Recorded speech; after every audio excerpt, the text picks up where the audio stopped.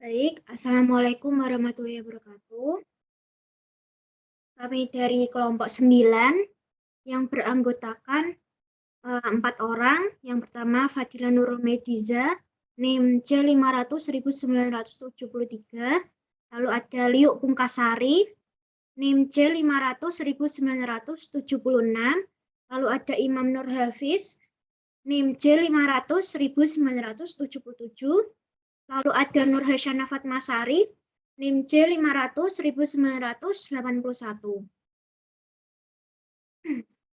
Baik, di sini kami akan mempresentasikan dengan judul tenggelam atau drowning. Berikut daftar isi. Baik, yang pertama untuk definisinya terlebih dahulu. Definisi dari tenggelam atau drowning merupakan kematian yang diakibatkan oleh asfiksia dalam 24 jam setelah tenggelam dalam air. Lalu terdapat 2 lubang pernafasan. Yang pertama ada lubang hidung, lalu ada lubang mulut. Lalu untuk jenis tenggelam dibagi menjadi 4. Yang pertama ada total drowning, yaitu seluruh tubuh masuk ke dalam air. Lalu partial drowning, yaitu kepala atau muka tersebut masuk ke dalam air.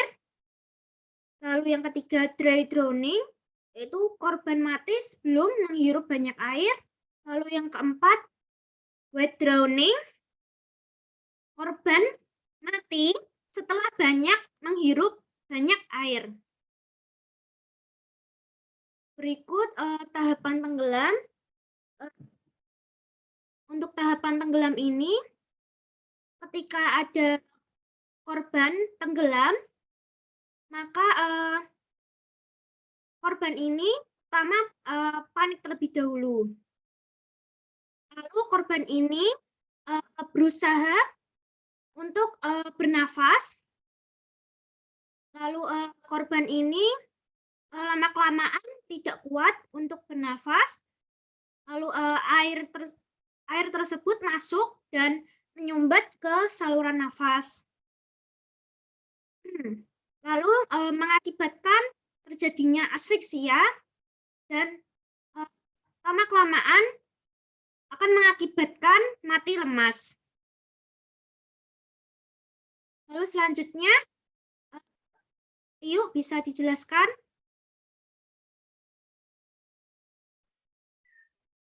Baik, selanjutnya saya akan menjelaskan latar belakang terjadinya tenggelam. Yang pertama itu bisa karena tidak bisa berenang. Yang kedua itu bisa mengalami serangan panik saat berada di dalam air.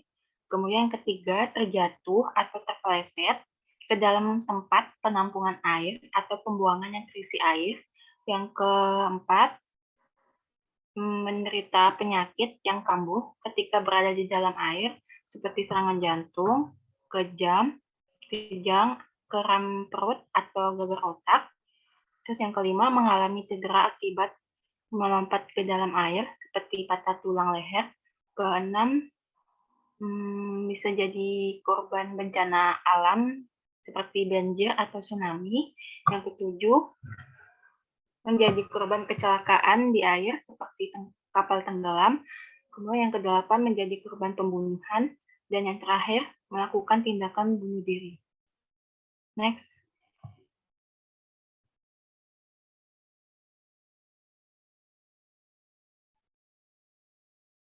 Selanjutnya ada tanda intravital korban hidup. Nah, jika korban saat tenggelam masih hidup, dapat ditemukan tanda-tanda intravital seperti yang pertama, ada terdapat sianosis. Kemudian yang kedua ada kadaver spasme. Ini bisa ada atau tidak. Terus yang ketiga itu ada bintik pendarahan. Yang keempat ada bercak perdarahan. Kemudian yang kelima keluar feses, mani atau kencing. Kemudian yang keenam ada kutis anserina. Kemudian kita bisa perhatikan ada terdapatnya luka Apakah karena benturan saat di air atau terjadi saat masih di darat, sehingga mungkin terjadi karena unsur pidana. Kemudian bisa periksa intravitalitas pada lukanya. Next. Selanjutnya akan dijelaskan oleh Imam.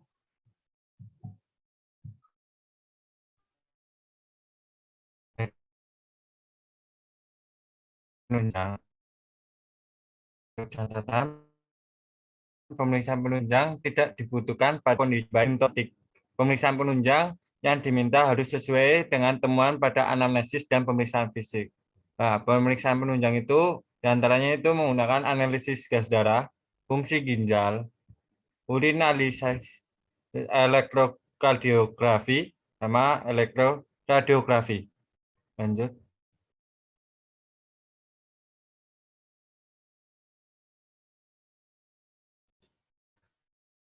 Penyebab tenggelam. Penyebab utama kematian adalah hipoksia dan asidosis yang mengakibatkan henti jantung. Tenggelam terjadi ketika seseorang tidak mampu menjaga mulut dan hidung tetap di atas permukaan air, serta menahan napas ketika berada di dalam air dalam jangka waktu tertentu. Saat terjadi tenggelam, air dapat masuk ke saluran pernafasan. Kondisi ini membuat pasokan oksigen ke dalam tubuh terhenti, atau biasa disebut dengan hipoksemia. Akibatnya, terjadi kerusakan atau gangguan pada fungsi tubuh, seperti jantung dan otak.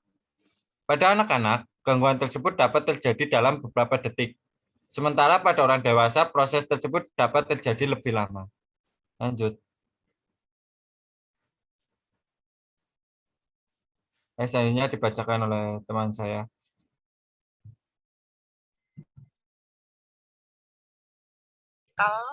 Yang bisa ditemukan pada seseorang yang mati tenggelam. Yang pertama itu ada cavadric spasme, lalu kedua ada perdarahan yang bisa ditemukan di telinga tengah dari mayat. Yang ketiga biasanya akan ditemukan benda air seperti rumput, lumpur, dan sebagainya pada bagian tubuh mayat seperti saluran pencernaan ataupun saluran pernafasan baik dari mulut ataupun hidung. Lalu yang keempat akan ditemukan bercak Faltauf di permukaan paru-paru mayat. Yang kelima, berat jenis darah biasanya berbeda pada bagian jantung sebelah kiri dan juga kanan. Lalu untuk yang keenam, biasanya akan ditemukan adanya diatom pada paru ataupun sumsum tulang mayat. Dan yang ketujuh akan ditemukan adanya tanda-tanda asfiksia yang dia itu tidak jelas. Next.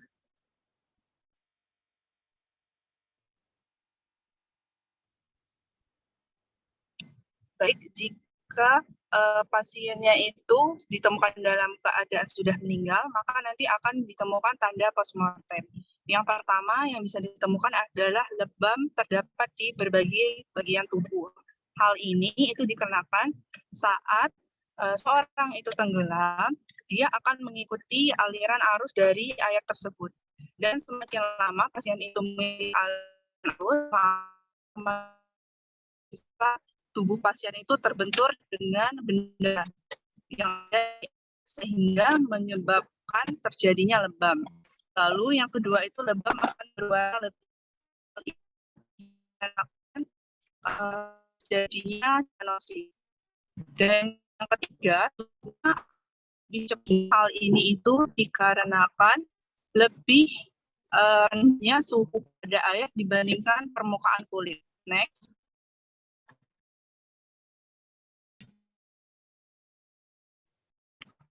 Baik, di sini ada beberapa referensi yang kami gunakan saat pembuatan PPT.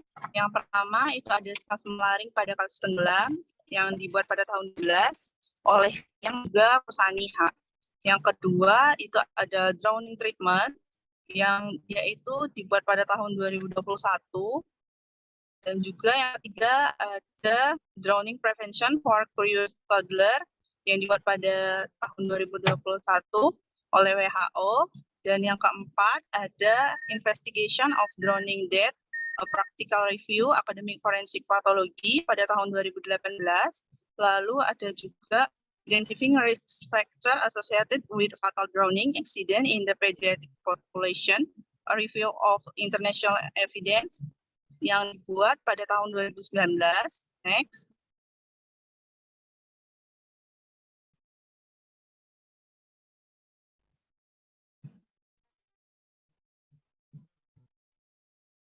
Baik, yang keenam ada Sudden Natural Death Forensic Pathology Principle and Practice yang dibuat oleh Elsevier di tahun 2005. Lalu ada juga yang ke-7 Near Drowning Epidemiology, Pathophysiology and Imaging Findings pada tahun 2017. Next.